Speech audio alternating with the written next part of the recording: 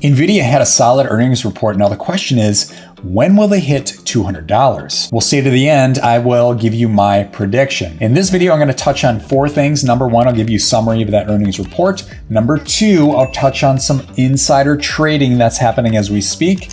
Number 3, I'll talk about why this stock started to fall and even traded flat. And number 4, we'll walk through this stock in Tykr, and then I'll give you my predictions. All right, let's get right to it. I won't spend too much time on earnings, but here are some of the highlights. EPS estimate was 75 cents, and it came in at 81 cents. Revenue estimate was 33.1 billion. They came in at 35 billion. And this is a big one. Revenue was up 94% over the last year. This is a fun little detail. NVDA will now pay a dividend. They're starting at 1 cent. Hey, you have to start somewhere. And the last point here, the Blackwell chip is in high demand. Customers including Microsoft, Oracle, and OpenAI are racing to get their hands on it. Overall, I was very pleased with their earnings report.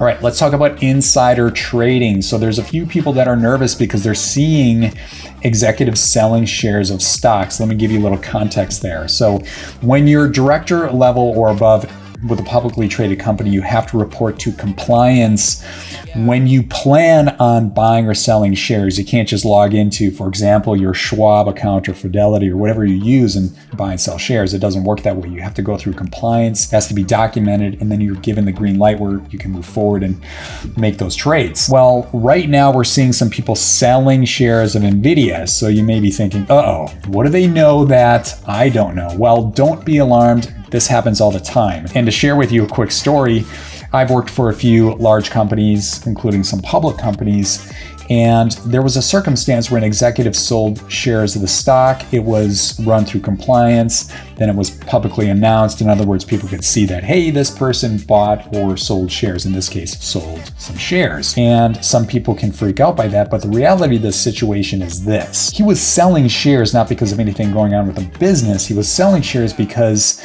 him and his wife wanted to pay for their daughter's education. So they thought, okay, so they're going to sell some shares, pay for education. And at the same time, he told me, my wife was like, could we sell a few more shares and just pay off the house? Done deal. So in this case, you can see it relates nothing to what's going on in the business. So this is just a circumstance where we want some extra capital and we want to pay for some things that are a little more expensive. That's it. So overall, don't be alarmed when you see insider trading. I don't get hung up on it. If they're buying shares, cool.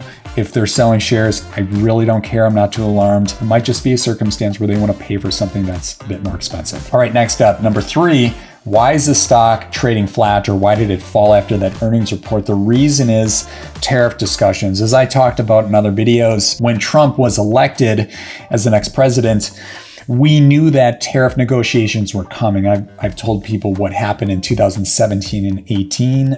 To be specific, it was like between September of 2017 and March of 18. Market went down like between 12 and 15%. Tech stocks went down even further. Semiconductor stocks took the biggest hit. So because of tariff discussions, there's rumors that they might start picking up. That's why the stock went down a little bit. It wasn't because of anything going on with the business. They didn't lose any customers. They didn't have a bad earnings report. It's none of that. It's just these rumors. So don't be alarmed and freak out. All right, let's move on to number 4. This is the last thing to talk about. We're going to take a look at Tykr, and then I'll give you my predictions on the timeline on when this stock can hit $200. All right, so logging into Tykr, we're going to walk through what I call the 7. It's the 7 key steps to find a strong stock. We'll start at the top. Here we go. Number 1, the summary is on sale. Only about 15% of stocks hit on sale. It's very hard to do. So far we're 1 for 1. Moving on to the score. The higher the score, the safer the investment. If you can get over 50, that's good. In this case, it's 89. That's outstanding. So we're 2 for 2. Next up, we have the margin of safety. Higher the margin of safety, the higher potential returns you can make. Getting over 50% is good. This is at 80%, so we're 3 for 3.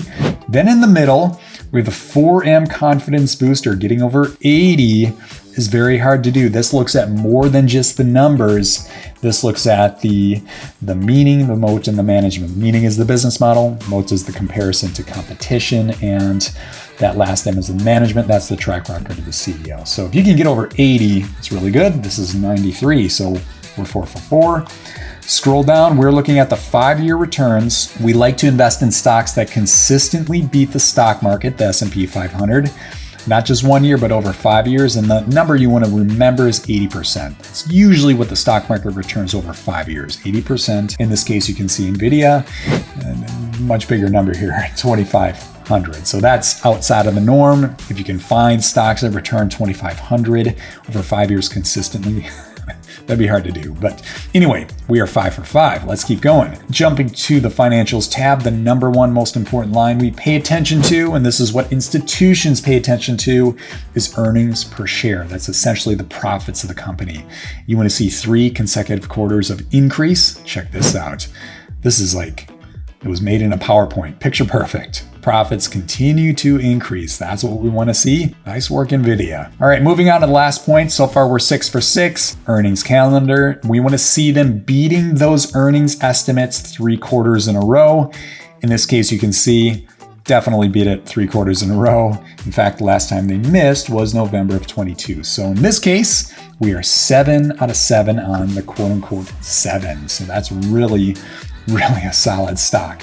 Now, my prediction on when this stock can hit $200, if you're curious, you can go to the analyst rating page. You can see what these analysts are saying from these publications. I see like a 190, 175, 160. I definitely see NVIDIA hitting $200 in the next year. So by December of 25, definitely hitting that point. If the stock market keeps going the way it is, this stock will definitely hit that point. Now keep in mind, as these tariff negotiations heat up, semiconductor stocks are probably going to take the biggest hit. So that'll be a big pullback.